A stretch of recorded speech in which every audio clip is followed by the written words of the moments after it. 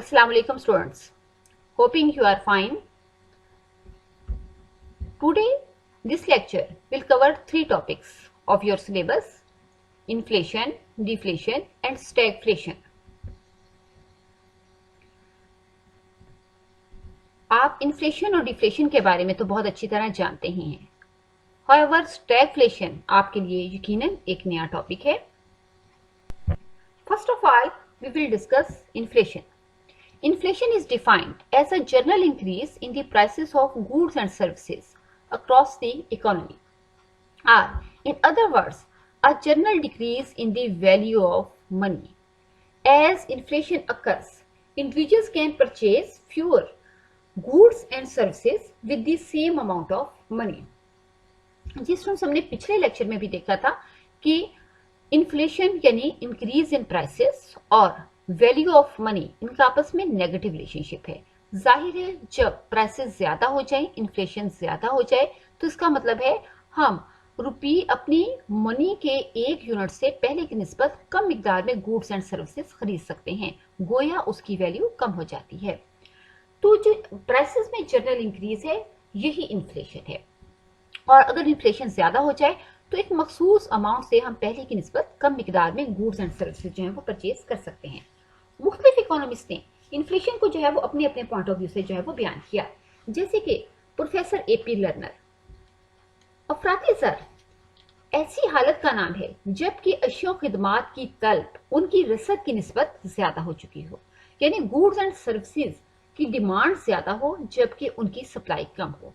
जाहिर है जब गुड्स एंड सर्विसेज मार्केट में कम मिकदार में अवेलेबल हैं जबकि बहुत से लोग उनको डिमांड करें तो ऑटोमेटिकली कमोडिटीज की प्राइसेस में इजाफा हो जाएगा.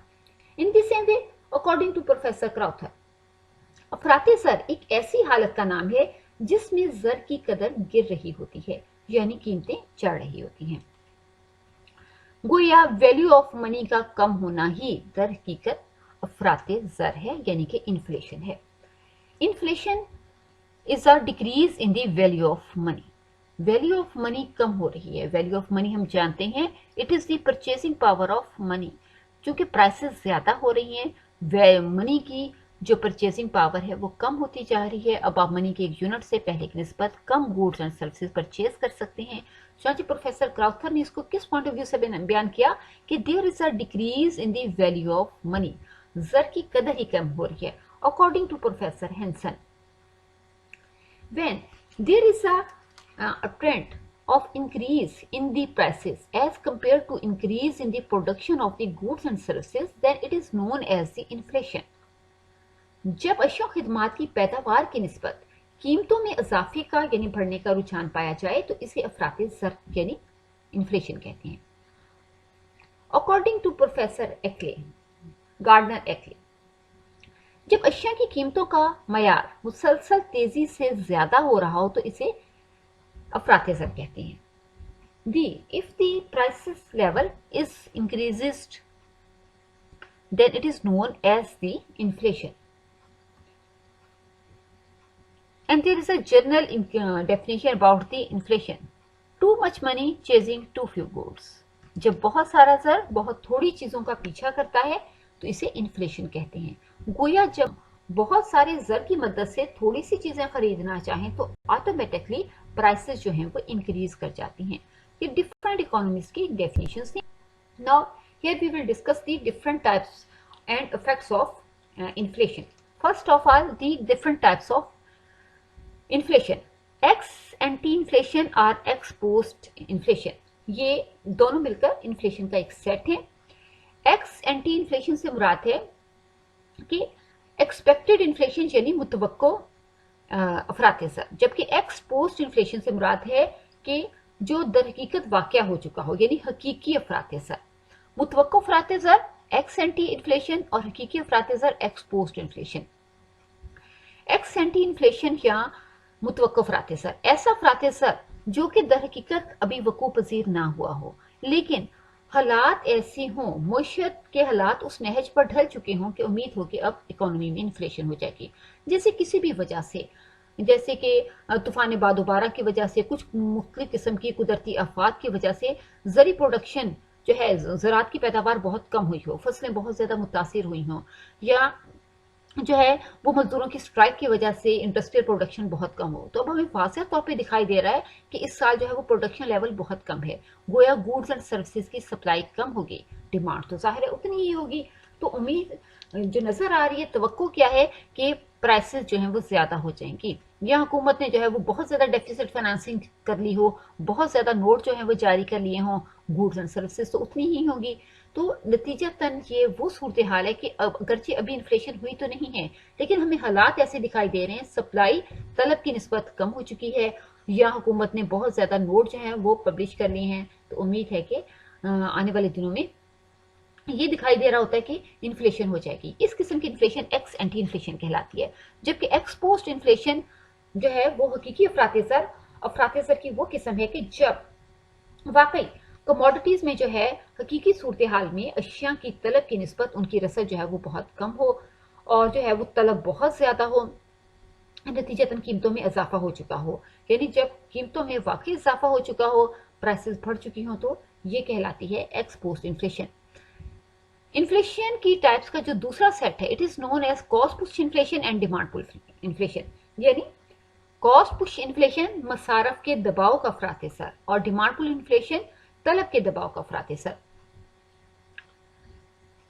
जिस कॉस्ट पुश इन्फ्लेशन या मसारफ के दबाव का अफरात सर, ये एक ऐसी इन्फ्लेशन की टाइप है जिसमें कमोडिटीज को प्रोड्यूस करने के जो कॉस्ट है वो बढ़ जाती है। जैसे कि अगर मजदूरों की वेजेस बढ़ जाएं, मजदूर जो हैं वो अपनी उजरतों में इजाफे करवाने में कामयाब हो जाएं, या रॉ मटेरियल बहुत महंगा हो जाए, या अगर आप बाहर से मशीनरी मंगवा रहे हैं और हुकूमत उस पर बहुत ज़्यादा टैक्स अप्लाई कर दे, या इंटरेस्ट रेट बढ़ जाए, तो इन तमाम के बढ़ने की वजह से जो है वो कमोडिटीज़ को प्रोड्यूस करने की कॉस्ट बढ़ जाती है। जब जाहिर है कमोडिटीज़ महंगी तैयार होंगी तो जाहिर है वो महंगी ही फरोख्त की जाएंगी। इस तरह जो मसारफ के बढ़ने की वजह से कॉस्ट बढ़ जाती है और उसकी वजह से प्राइसेस ज़्यादा हो जाती हैं, तो ये इन्फ्लेशन कॉस्ट पुश इन्फ्लेशन कहलाती है। कॉस्ट पुश का मतलब ये है कि इन्फ्लेशन का बायस क्या चीज़ बनी है, कॉस्ट। यानी कॉस्ट ने जो है वो प्राइसेस को जो है वो ऊपर की तरफ पुश किया है। प्राइसेस इसलिए बढ़ गई हैं कि मसारिफ बढ़ गए हैं। जबकि दूसरा demand pull inflation. Demand pull inflation एक ऐसा इन्फ्लेशन है कि जिसमें कीमतों के ज़्यादा होने की वजह है डिमांड का ज़्यादा हो जाना। बाज़ औक़ात मसारिफ तो उतनी होते हैं लेकिन कमोडिटीज़ की डिमांड बढ़ जाती है एज़ कम्पेयर टू सप्लाई। जब डिमांड बढ़ जाती है तो ऑटोमेटिकली उनकी प्राइसेस में जो है वो इजाफा हो जाता है। डिमांड के बढ़ने की वजह क्या हो सकती है? हो सकता है मुल्क की आबादी में बहुत तेज़ी के साथ इजाफा हो रहा हो सकता है बहुत सारे रेफ्यूजीज मुल्क के अंदर आ जाएं, मुहाजिरी मुल्क के अंदर किसी भी वजह से आ जाएं, या हो सकता है कि कोई शय लोगों की जो है वो पसंद में वो शामिल हो जाए, कोई चीज़ फैशन में इन हो जाए, या किसी कमोडिटी का मौसम हो। जैसे कि अब सर्दियों का मौसम है तो तमाम तर वो लवाजमात जो कि हम सर्दियों में इस्तेमाल करते हैं उनकी डिमांड में अचानक बहुत तेज़ी से इजाफा हो जाता है। चौथे, जब भी तलब बढ़ेगी तो उसका कीमतों पर एक पॉजिटिव असर पड़ेगा, कीमतें बढ़ने लगेंगी।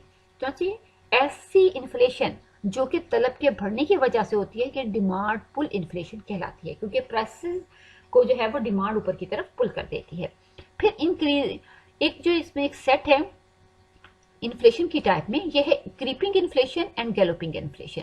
क्रीपिंग इन्फ्लेशन की वो किस्म है जिसमें प्राइसेस में बहुत थोड़ा सा इजाफा हो रहा होता है। जैसे कि प्राइसेस बढ़ रही होती हैं 2%, 3%, तो ये क्रीपिंग इन्फ्लेशन कहलाता है, गोया के रेंगता हुआ अफरात सर। जबकि इसके बरक्स गैलोपिंग या हाइपर इन्फ्लेशन जो है वो बहुत ही शदीद किस्म का जो है वो इन्फ्लेशन है। इसको और भी बहुत से नाम दिए जाते हैं।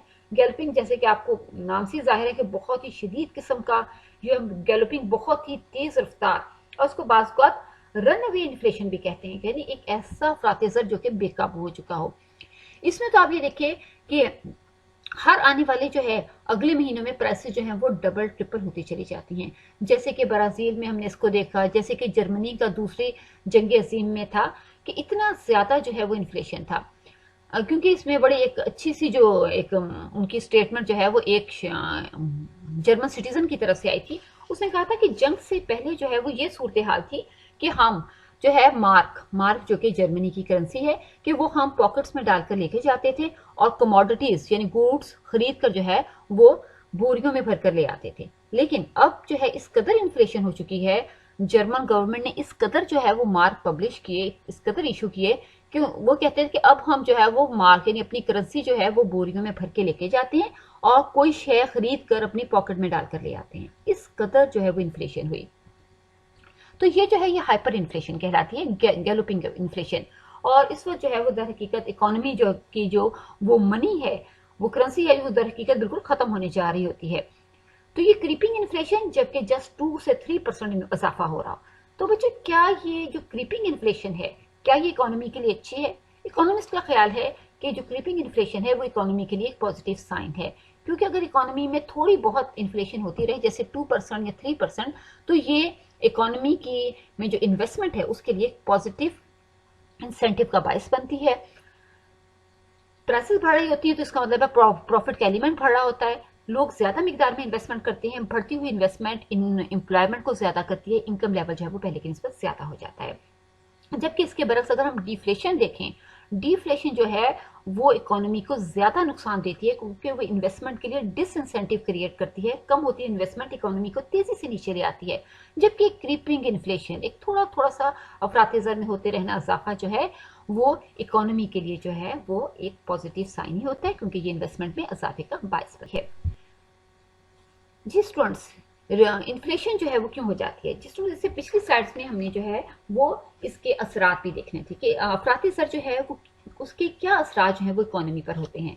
अफराती ज़र इकोनॉमी के लिए कतन जो है वो कोई एक पॉजिटिव साइन नहीं है, ये इकोनॉमी में बहुत सारे जो है वो मसाइल जो है वो पैदा करता है, क्योंकि अफराती ज़र की वजह से वो लोग कि जिनकी इनकम कम होती है वो सबसे ज्यादा अफराद जो है वो मुतासिर होते हैं।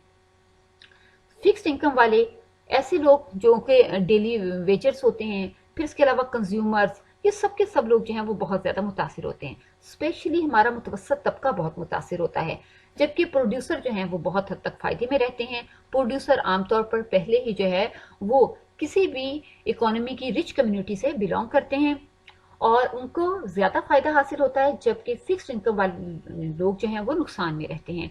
गोया दौलत की जो तकसीम है वो गैर मुसावियाना हो जाती है, हमें अनइक्वल डिस्ट्रीब्यूशन ऑफ इनकम का जो है वो सामना करना पड़ता है। इसके अलावा जो प्रोजेक्ट्स के बारे में हमने जो पहले से कॉस्ट का एक अंदाज़ा लगा रखा होता है वो भी पहले की निस्बत बढ़ जाता है। लोग इन्वेस्टमेंट करने के लिए वहाँ तैयार नहीं होते ऐसी इकोनॉमीज़ में जहाँ के इन्फ्लेशन ज़्यादा हो, क्योंकि नहीं मालूम कि आने वाले दिनों में जो है उनको इसका किस कदर जो है वो नुकसान देखने में नज़र आता है।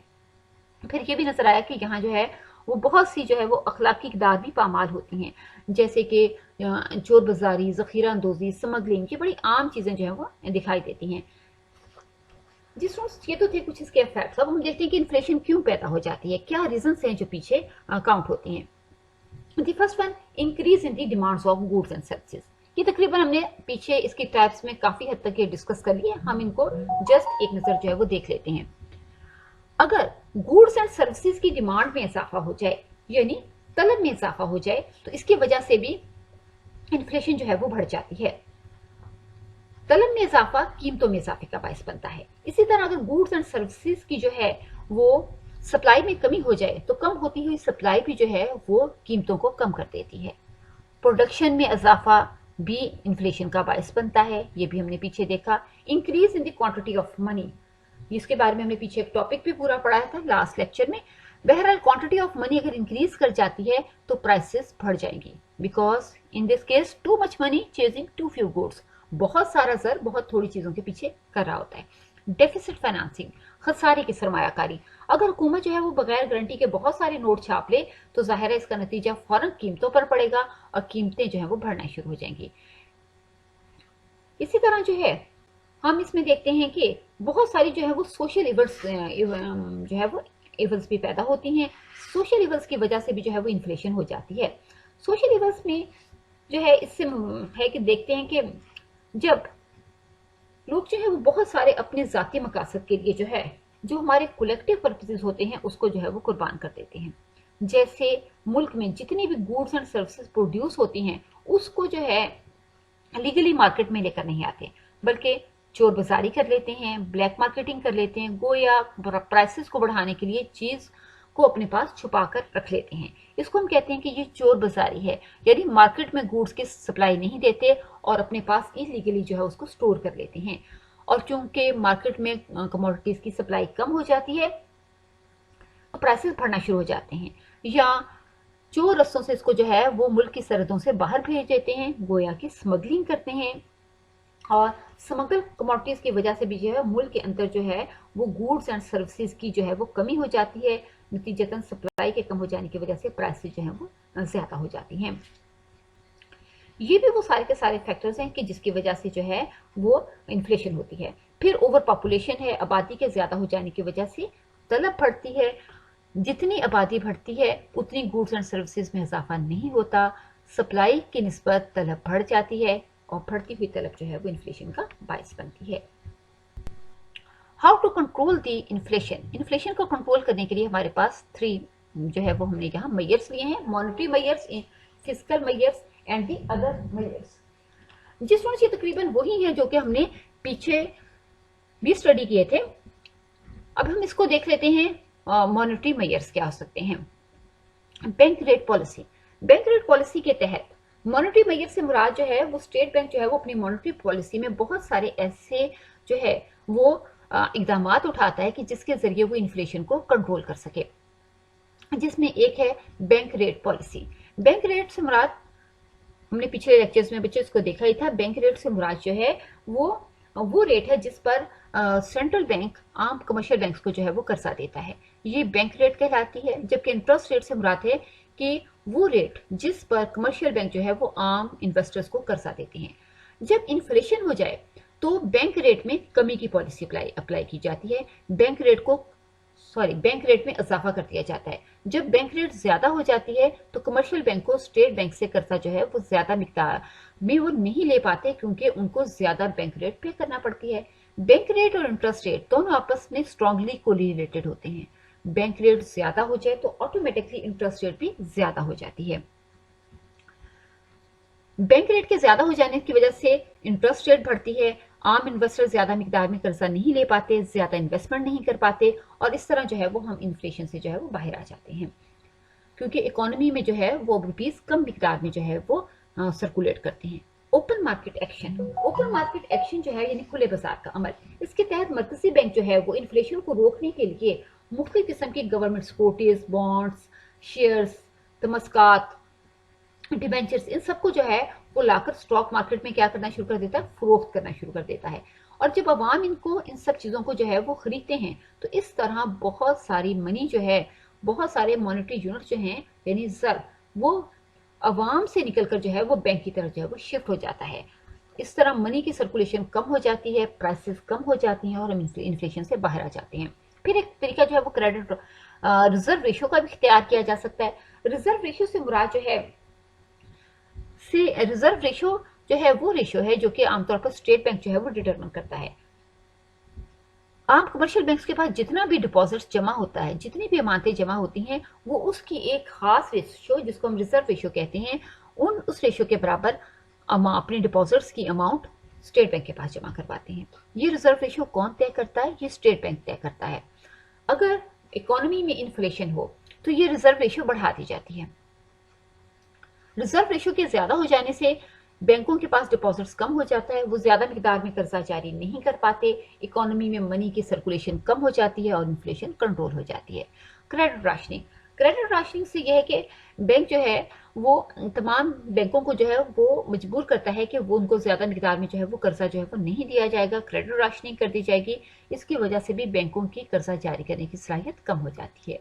ये तो कुछ मॉनेटरी मेजर्स थे। इसके अलावा जो है वो फिजिकल मेजर्स भी हो सकते हैं। यहाँ जो है वो 2 इंपॉर्टेंट जाहिर है फिजिकल मेजर्स के। हम जानते हैं कि 2 इंपॉर्टेंट टूल्स हैं, एक तरफ है गवर्नमेंट एक्सपेंडिचर्स और दूसरी तरफ है गवर्नमेंट की इनकम, जिसका सबसे इंपॉर्टेंट सोर्स है टैक्सेस।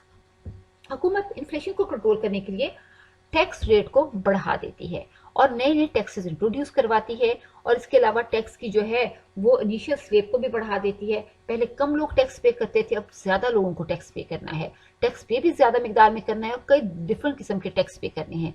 ऐसी सूरत हाल में इनकम जो मनी है उसकी एक बहुत बड़ी अमाउंट जो है वो अवाम से हुकूमत की तरफ थ्रू द टैक्सेस शिफ्ट हो जाती है।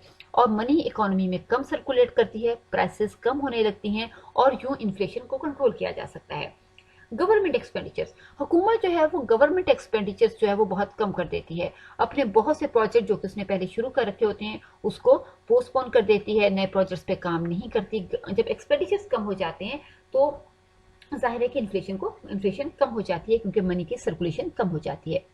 कुछ दूसरे जो हैं रियल इकोनॉमी में कुछ दूसरे जो मेजर्स हैं वो अपनाए जा सकते हैं, जैसे कि इंक्रीज इन प्रोडक्शन। हमने देखा था कि इन्फ्लेशन की एक बड़ी वजह यह है कि सप्लाई कम है और डिमांड ज्यादा है, तो सप्लाई में जो है वो इजाफा किया जाए, प्रोडक्शन लेवल को बढ़ाया जाए।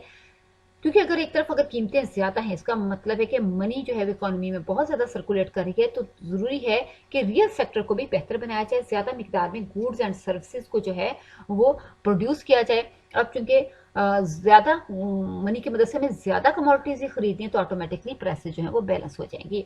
एंड इंक्रीज इन वेजेस, अफराती सरकू जो है इससे मुराद है कि जो कि कीमतों में जो है इजाफा हो जाता है, और इसकी वजह से जो है वो तमाम तर हम देखते हैं कि स्पेशली फिक्स्ड इनकम वाले लोग जैसे कि सरकारी मुलाजमीन हैं या डेली वेजर्स हैं, इनकी कुव्वत खरीद जो है वो बहुत ज़्यादा अफेक्ट होती है।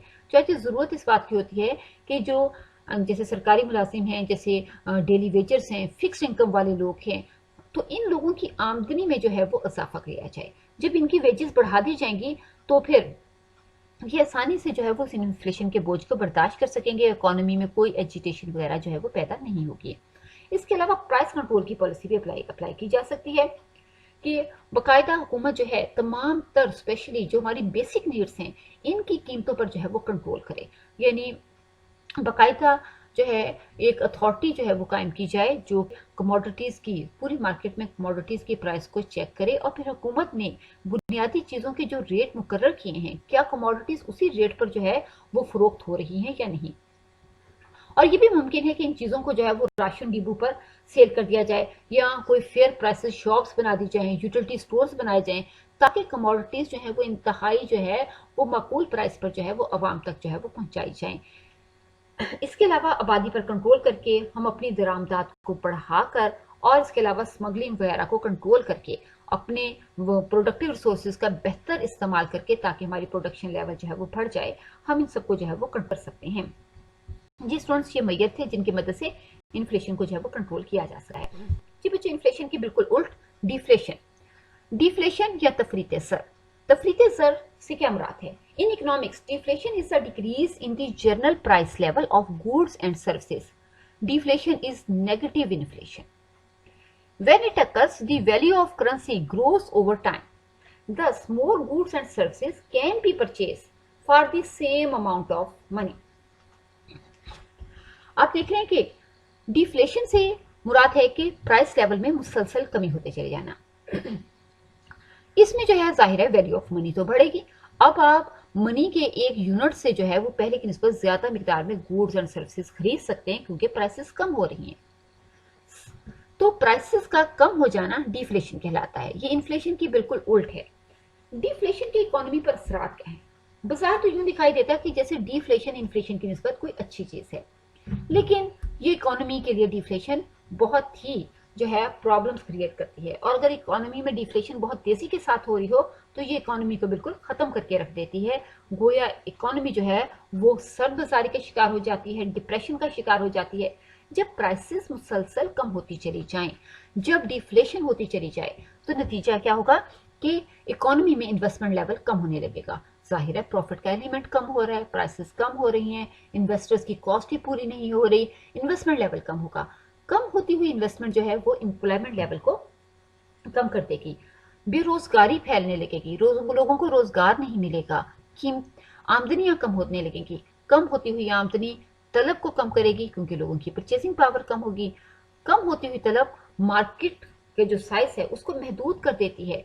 कम होती हुई जो तलब है ये सरमायाकारी के लिए और एक डिसइंसेंटिव साबित होगी। कीमतें भी कम हो रही हैं, तलब भी कम हो रही है, सरमायाकारी नहीं बढ़ पाएगी और बहुत तेजी के साथ जो है वो कम होगी और एक वसी पैमाने पर बेरोजगारी फैल जाएगी। इकोनॉमी जो है वो शदीद किस्म के क्राइसिस का शिकार हो जाएगी। जैसे कि हमने देखा कि 1930 का जो आलमी बहरान आया, इसमें पूरी दुनिया ही तकरीबन जो है वो बेरोजगारी का शिकार हो गई थी। तो ये भी उस वक्त भी कीमतें जो है वो बहुत ज़्यादा तेज़ी के साथ कम हुई थी। अलबत्ता इसमें जो एक पॉजिटिव इफेक्ट हमें नज़र आता है वो ये कि कीमतों के कम हो जाने की वजह से जो है वो मनी की जो है वो वैल्यू बढ़ जाती है। मनी की ज़र की कदर कीमत बढ़ती है। अब लोग जो हैं वो ज़र की, ऐसे लोग जो कि मुकर्ररा आमदनी वाले हों, जिनकी इनकम जो है वो फिक्स्ड हो, वो स्पेशली बहुत ज़्यादा यहाँ फ़ायदे में होते हैं, क्योंकि इनकम तो उनकी फिक्स्ड है, लेकिन जो है वो कीमतें मुसलसल कम हो रही होती हैं, जिसकी वजह से उनका मयार ज़िंदगी बढ़ने लगता है। वो अपनी उतनी ही इनकम से पहले की निस्बत में ज़्यादा मिकदार में गुड्स एंड सर्विसेज खरीद सकते हैं। तो बच्चों, हमने ये नतीजा निकाला कि ना तो इन्फ्लेशन अच्छी है ना ही डिफ्लेशन अच्छी है। हाँ, अलबत्ता थोड़ी सी stability of prices is the best. Prices stable रहनी चाहिए, और अगर प्राइसेस में थोड़ा बहुत जो है वो इजाफा होता रहे, जैसे कि हमने क्रीपिंग इन्फ्लेशन में पढ़ा, तो ये इकोनॉमी के लिए अच्छा एक पॉजिटिव साइन है। What are the causes of deflation? तफरीते ज़र की वजूहात क्या हैं? क्या असबाब हैं जो कि तफरीते ज़र का बायस बनते हैं? The first is the decrease in the demand of goods and services. अगर कमोडिटीज की जो है वो डिमांड कम होने लगे तो जाहिर है ये इन्वेस्टमेंट के लिए एक डिसइंसेंटिव साबित होती है, और प्राइसेस जो है वो तेजी से कम होने लगती हैं। लोग चीज़ों को खरीदने पर तैयार नहीं होते। जो शॉपकीपर्स हैं उनको लाजमन जो है शे की कीमत कम कर देना पड़ती है। फिर increase in the supply of goods. अगर किसी वजह से किसी शे की बहुत ज़्यादा सप्लाई मार्केट में आ जाए, डिमांड उतनी ना हो, तो तब भी जो है वो कीमतें कम होने लगती हैं। जैसे आप देखें कि किसी भी जैसे वीट की जब हार्वेस्टिंग होती है, तो उस वक्त जो है एकदम गंदम की बहुत ज़्यादा सप्लाई मार्केट में आ जाती है, तो उसकी प्राइसेस कम हो जाती है। कोई फ्रूट देख लीजिए कि जब उसका मौसम होता है और उसकी सप्लाई एकदम बहुत ज़्यादा मार्केट में होती है, तो उसकी कीमतें कम हो जाती हैं। वो सप्लाई में इजाफा जो है वो डिफ्लेशन का बायस बनता है, अफरात तफरीते ज़र का बायस बनता है, कीमतों में कमी कर देता है। अगर लोग जो है वो ज़्यादा मिकदार में सेव करना शुरू करते हैं और ज़्यादा खर्च ना करें, तो क्योंकि वो सेविंग को बढ़ा देते हैं, अपनी कंजम्पशन कम कर देते हैं, कंजम्पशन में कमी की वजह से जो है वो तलब जो है वो कम हो जाती है। कम होती हुई तलब और बढ़ती हुई सेविंग जो है वो कीमतों में कमी का बायस बनती हैं।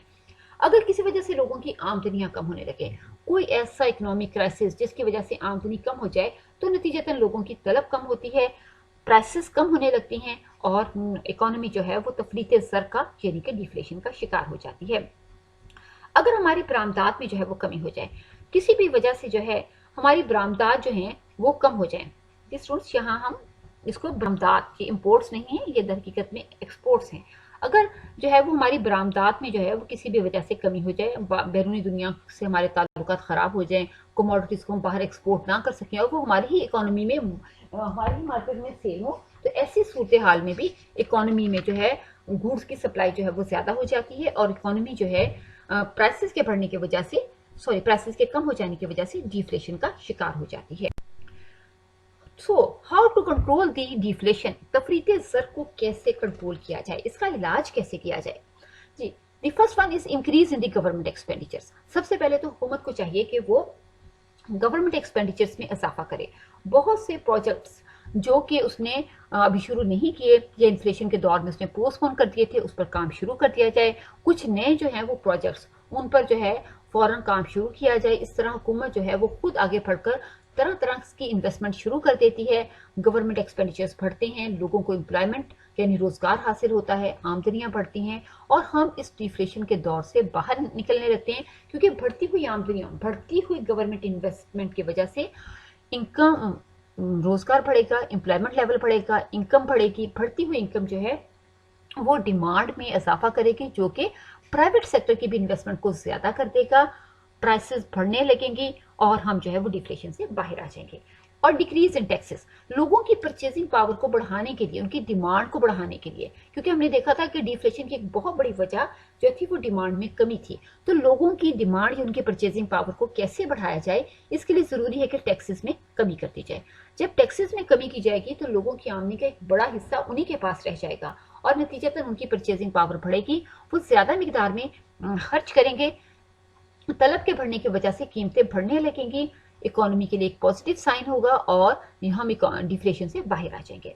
फिर जो है डेफिसिट फाइनेंसिंग, हुकूमत को चाहिए कि तफरीती ज़र को कंट्रोल करने के लिए हुकूमत डेफिसिट फाइनेंसिंग करे, यानी कि बगैर गारंटी के जो है वो नोट छाप ले। इससे क्या होगा, इकोनॉमी में जो है वो ज़र की मिकदार, क्वांटिटी ऑफ मनी जो है वो इंक्रीज कर जाएगी, वेलोसिटी बढ़ेगी, और दोनों के बढ़ने की वजह से कीमतें बढ़ने लगेंगी और हम तफरीती ज़र के दौर से बाहर आ जाएंगे।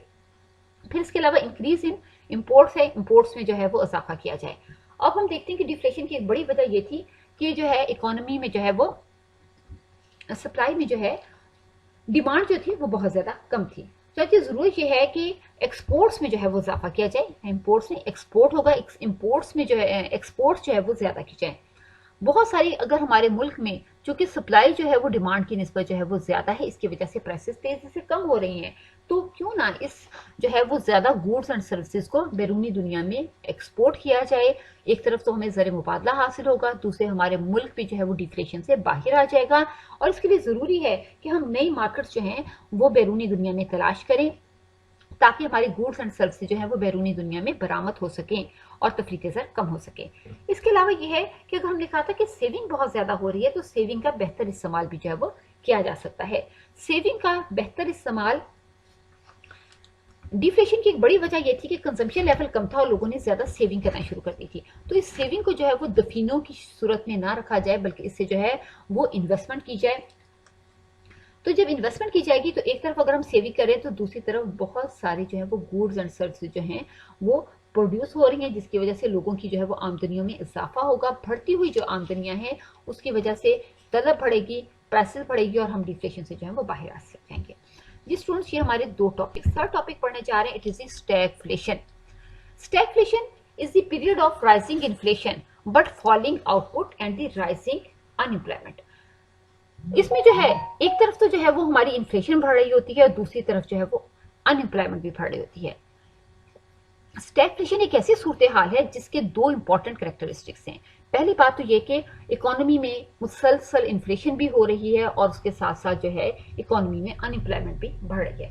यानी अभी हमने देखा कि दो सूरत हाल हैं, एक तरफ हमने पढ़ा इन्फ्लेशन और दूसरी तरफ पढ़ा डिफ्लेशन। हमने कहा इन्फ्लेशन वो सूरत हाल है जिसमें प्राइसेस ज्यादा हो रही होती हैं, लेकिन हमने ये देखा कि उसमें इन्वेस्टमेंट लेवल के बढ़ने की वजह से जो एम्प्लॉयमेंट बढ़ रही थी। और डिफ्लेशन में हमने ये देखा कि प्राइसेस के कम हो जाने की वजह से अनएम्प्लॉयमेंट ज्यादा हो रही है। दो या के दो डिफरेंट चीजें हैं, इन्फ्लेशन होगी तो डिफ्लेशन में क्या होगा, अनएम्प्लॉयमेंट होगी। लेकिन हमारे यहाँ इकोनॉमी में तो ऐसा नहीं होता। हमारी इकोनॉमी में तो दोनों फैक्टर्स साथ के साथ चलते हैं।